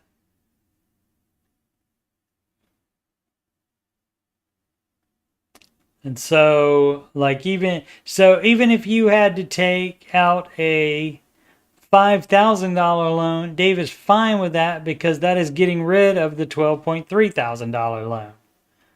So, and people do have to do that to get under underwater cars, which this person hopefully will only be underwater about 2,000 or so. And so you get that, and then a $2,000 car. So if you can cash flow that, that is great. If you can't, if you get a loan to cover the amount and to buy a cheap cash car as well, and that gets you, at this point, it would be over twice as much. You're reducing that $12,000 debt by more than half. Then you can definitely do it. The thing is, what I like to say on these things, if you love the car and if you're really worried about getting into a much less reliable car, then you cut something else out of your budget that you're not telling us about that is in your budget. You stop all eating out if you're doing any of that. Anything you can cut out, anything that's not a necessity, you can cut out of your budget and do that. And then you keep the car and you just pay off all your debt off quicker that way. And so you have the pain for less amount of time. And to get up early for work today. Puffiest Penguin. All right. For all those who are debt free. All right. That would be me. The Ramsey show teaches that after 12 to 18 months of being debt-free, your credit score drops to being undetermined. Okay, for those of you who have undetermined credit score, has this made it difficult, or have you been denied being able to be approved for apartment? I like the bullet point that it's just one thing. I gotta see this in the full. Yeah, bullet point that is just one thing, or financing anything for that matter. So wouldn't put a. Okay, I have no plan. Okay, I love this. I love this. Do you have problems financing anything? I have no plans of going back in debt. So why even ask that? I don't believe you now. So you notice that person didn't say honestly. I guess that's why the kids say it, so that you believe them after they. But you know, most people on it, they lead with honestly before they even say anything like this, which makes you think they're being dishonest.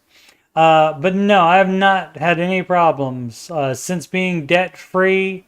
I have gotten 3 different apartments. Not even an issue. I just told them ahead of time.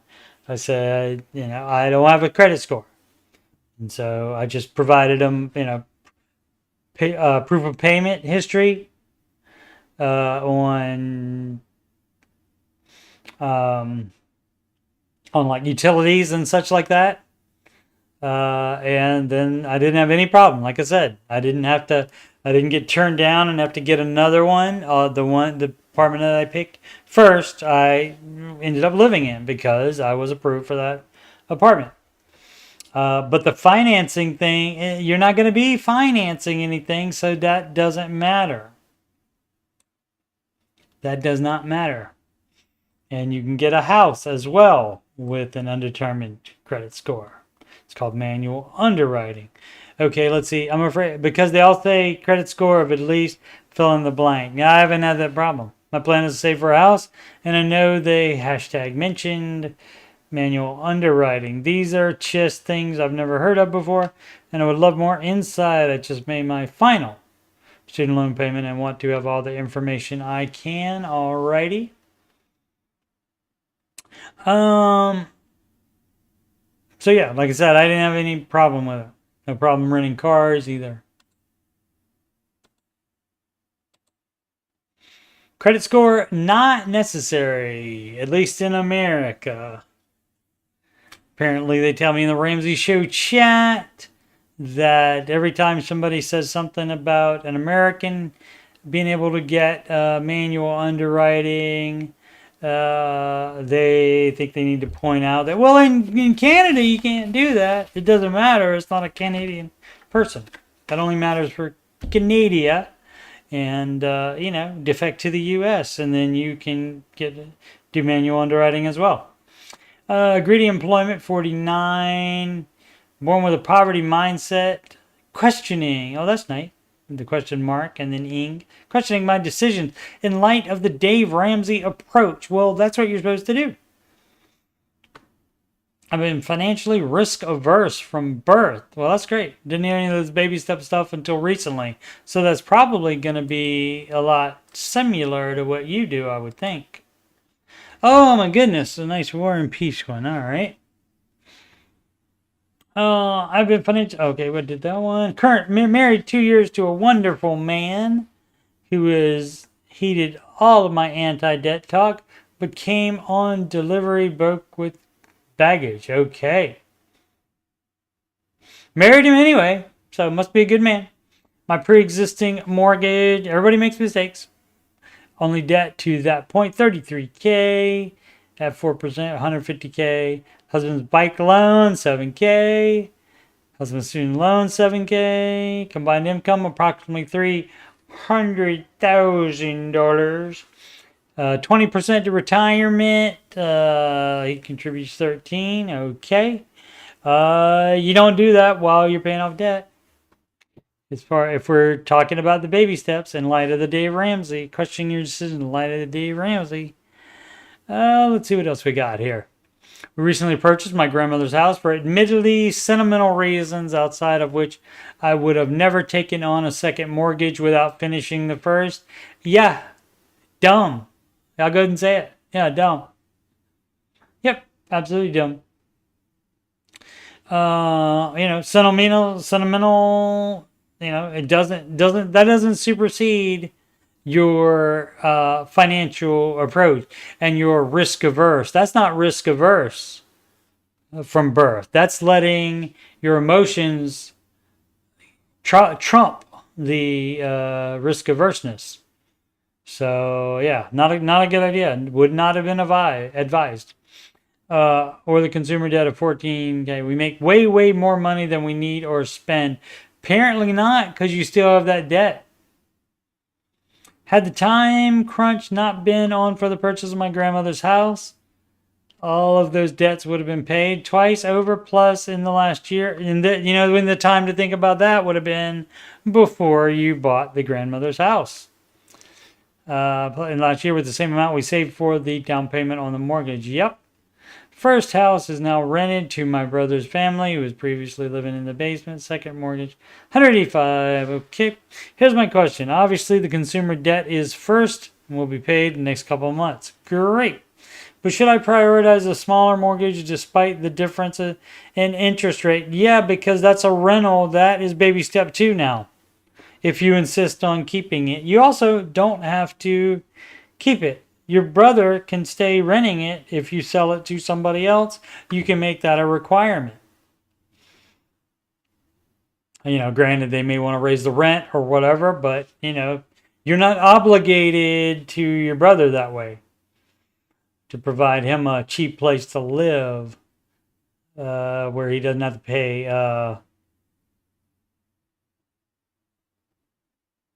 market value. Here's my question. Obviously, consumer debt. Yeah, we did that one. Second boat house built in the 20s and are subject to 100-year-old house problems. Despite their beauty, house one has needed window and basement water. Again, all of this is your choice. At any moment, you could sell both of those and not have to worry about those and get yourself probably a decent house.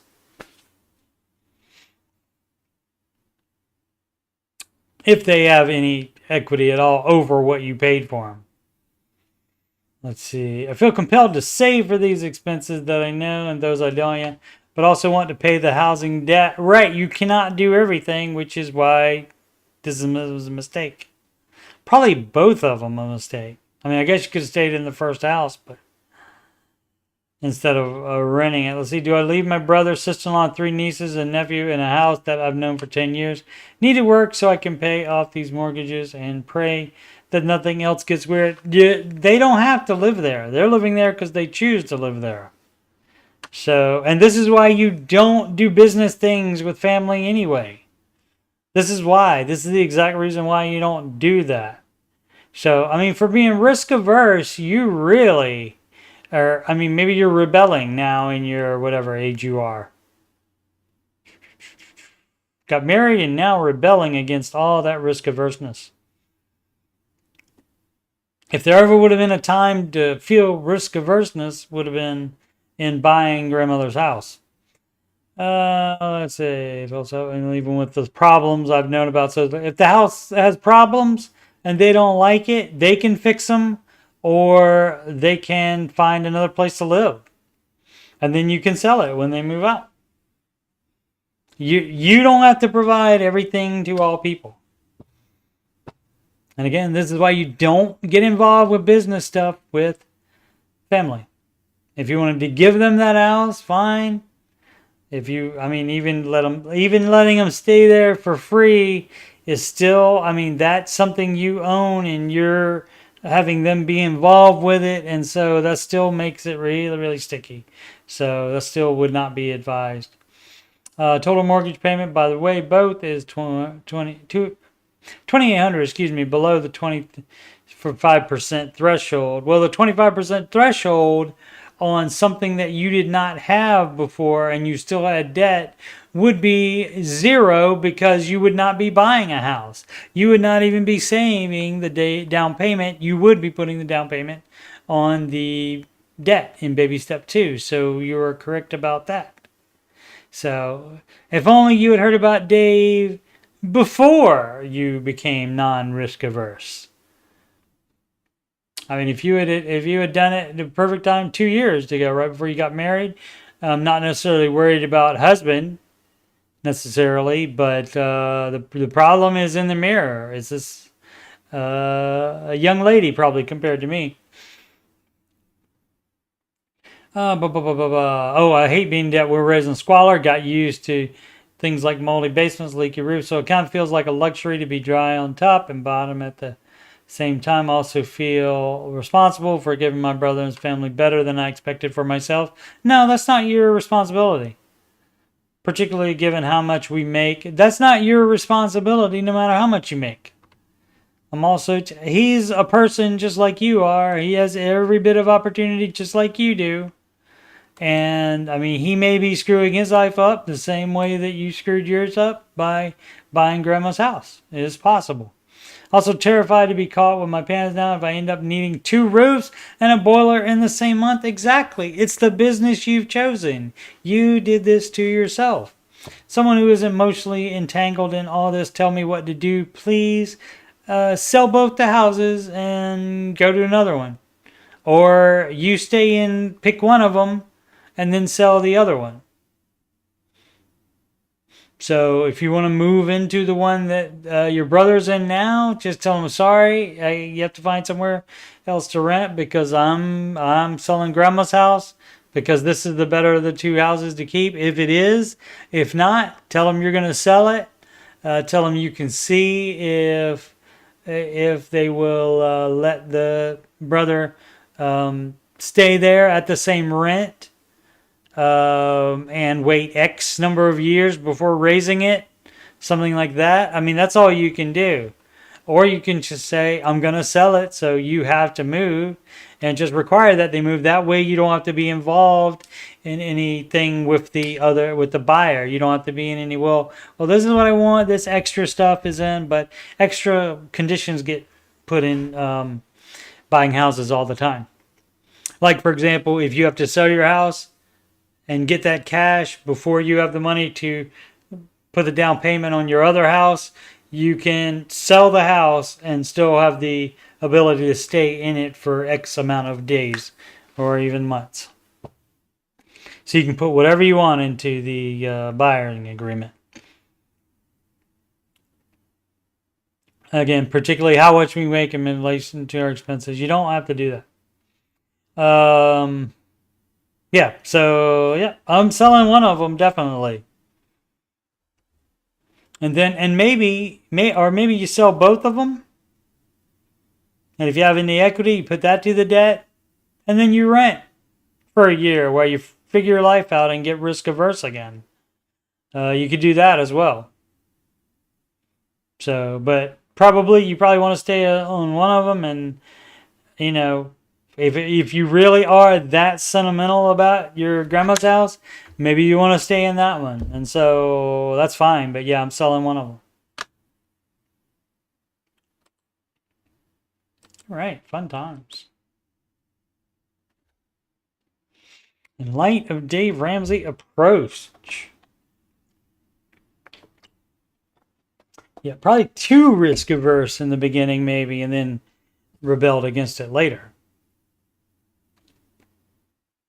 Because that is when oh, my grandma's house. Oh, I'm sentimental about it. That's when the risk averse should come in, the same thing. That's when my logic would come in and say, oh yeah, okay, I'm sentimental. I get sentimental too. That does happen more the older you get, usually, I think. Definitely with me, it does. And so, but I wouldn't do anything like that. That would put me in a bad way financially.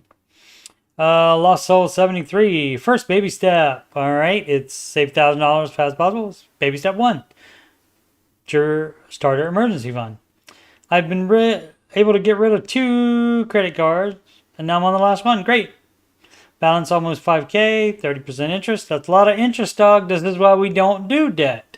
So you don't end up paying 30% interest on something. That was pretty dumb. Since the interest is extremely high, and I feel like no matter... Now, I've had debt before,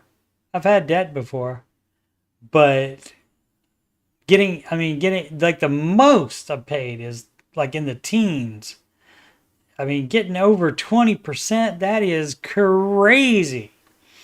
Since the interest is extremely high, and I feel like no matter how much I pay, it doesn't really decrease. Well, you got to make heavy-duty payments with that 30% interest. So you got to pay more than 30% of it every time of the of the no, that's not how you do that math. But figure out how to do the math on that. It's you got to pay the minimum payment on it plus what the interest is. No, you only have to pay what the interest is to break even every month. So it's basically if you pay the minimum payment plus what it is putting on interest, then that will keep it the same. So you got to do better than that to get it to go lower. Let's see. Considering transferring the balance, that's instead of playing the what is it?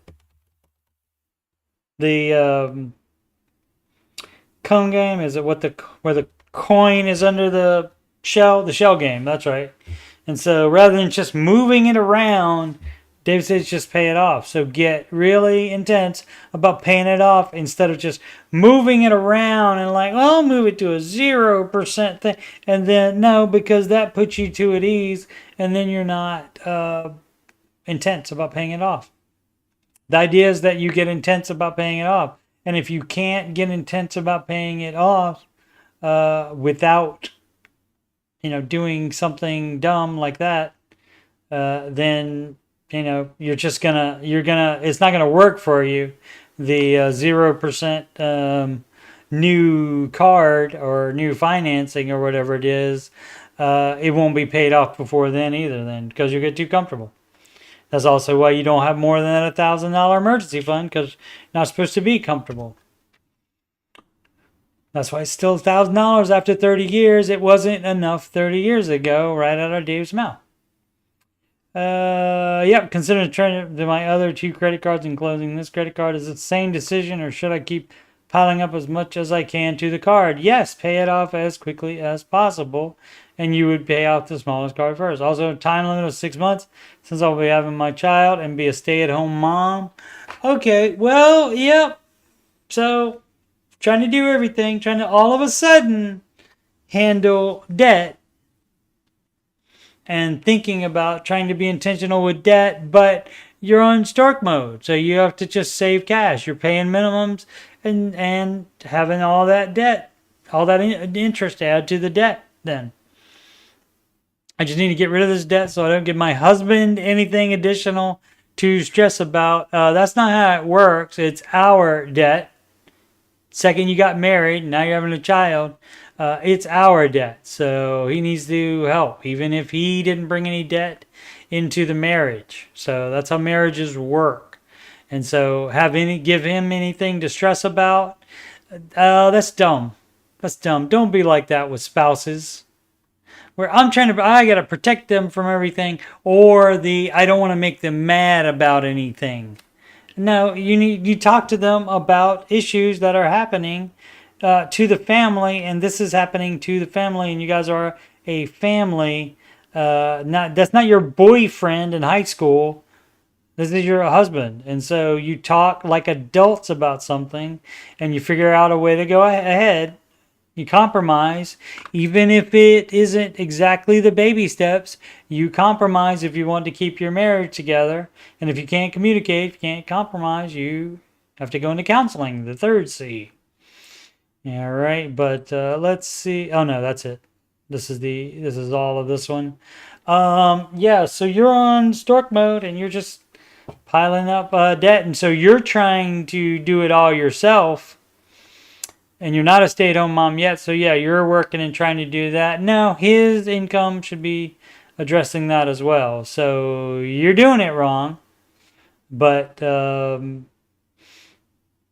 If you're having a child in 6 months, you're on stork mode right now, so you're not doing anything except paying minimums on everything and piling up debt. Don't buy dumb crap for the baby. Baby doesn't need dumb crap. Baby needs a place to sleep. Baby needs formula. Baby needs diapers. That's about it. So don't buy dumb stuff for the baby. Pay off your freaking debt. Crazy when sober. Every dollar, when do you count debits? What? The app lists payments, debits, when they post, which can often take a few days. What do you do when they overlap months? Do you count it? That's a good question. Do you count it in the month you make the purchase or the month it posts? If you count it before it posts, how do you add it in the app in the correct month? That I do not know about. And again, that's why doing it on a spreadsheet is much simpler, because you don't have to break it apart into just a month like that. You can break it apart however you want to, however you can best keep track of it. Z06916, caller that needs a 340i BMW yesterday. And I think I saw something about this in the chat, but I was not able to hear that call. Let's see, thought it was funny. Wants to go in debt for a low-end BMW, okay?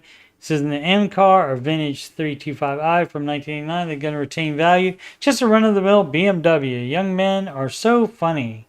Indeed. And see, I can relate to what you're thinking about, because I don't care about cars, so I don't have a car thing. If I was come out in 3 years now, I bought a $1,750 Suzuki 2005 Suzuki Verona, and it only had 80,000 miles on it, so that had it going for it. And I don't care. I don't need anything more than that. It goes from A to B, and that's all I need it to do. I don't need it to look cool, and I don't need it to do anything except go from A to B. I wonder if he would modify it, losing even more money. Probably. You never know. You never know. One stupid decision also means there's usually more coming.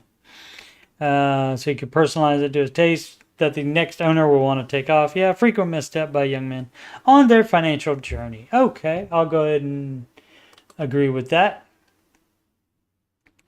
Alrighty. Once more, youtube.com/coachstevemoney.